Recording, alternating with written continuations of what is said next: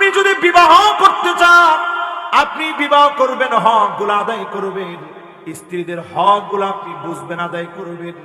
কিন্তু শরীয়তের গণ্ডির বাহিরে গিয়ে বৈধ বিষয়কে যদি আপনি শরীয়তের গণ্ডির বাহিরে গিয়ে যদি 5টা 6টা 7টা বিয়ে করেন, সব সন্তানগুলা, এরপরে যে সন্তানগুলো আসবে, এগুলা যার সন্তান হবে, এই সমাজে আযাব আসার কারণ হবে। ঠিক কিনা বলেন আমার ভাইরা? এই যে সময়টাতে আমরা এখন বসবাস করতেছি, এমন একটা নিউজও আমি আমার চোখে দেখছি। চাঁদপুরের কোন একটা গ্রামের বাড়ির ভিতরে, ফ্রিজের ভিতরে পর্যন্ত আগুন জ্বলতেছে। আপনারা দেখছেন এটা? এখন যদি আপনার এলাকায় শুরু হয়, আপনি কি বলবেন?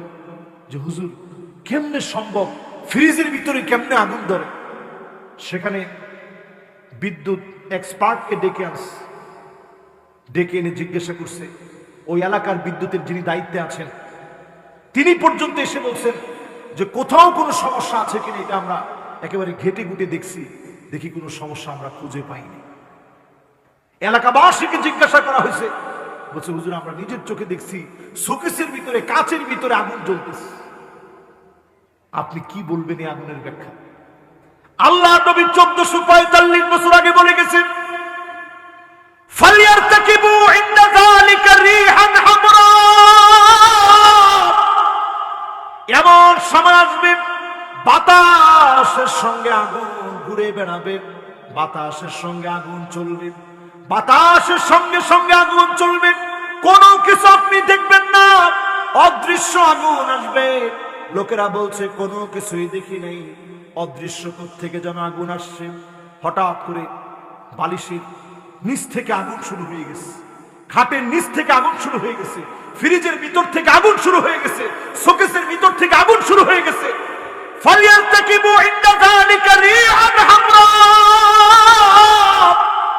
বাতাসের ভিতরে আগুন শুরু হবে।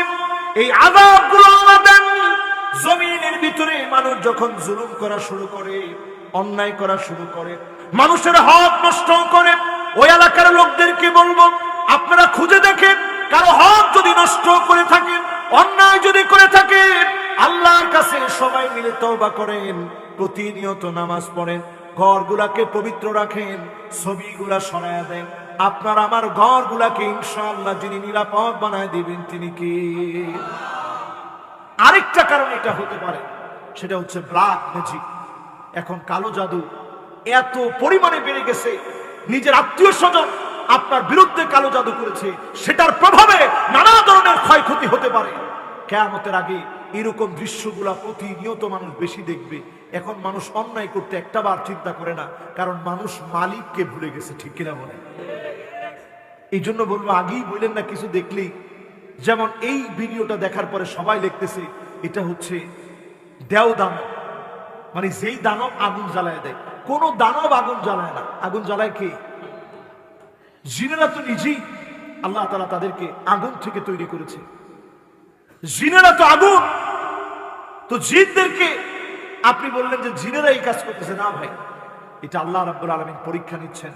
এটার একমাত্র বের হওয়ার রাস্তা কোরআনুল কারীমের তেলাওয়াত নিজেরা করেন, সূরা বাকারা ছেড়ে রাখেন, জোরে জোরে সূরা বাকারার আওয়াজ ছেড়ে রাখেন, প্রতিদিন আমল করেন, সূরা ইখলাস পড়েন। এলাকার লোকদেরকে বলবো সূরা ইখলাস, সূরা ফালাক, সূরা নাস নিজের সঙ্গী বানায় নেন, আয়াতুল কুরসি সঙ্গী বানায় নেন। যিনি আমাদেরকে হেফাজত করবেন তিনি কে?